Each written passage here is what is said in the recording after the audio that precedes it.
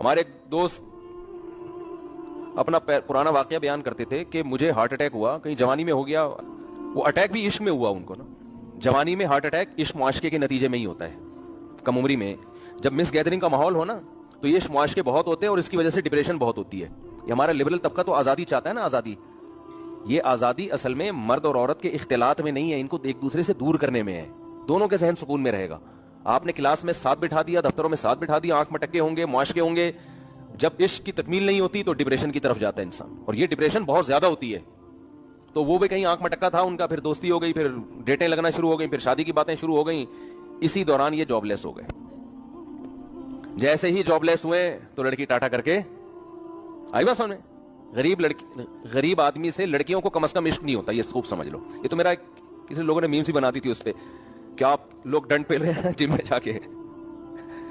جم میں لڑکوں کو دیکھتا ہوں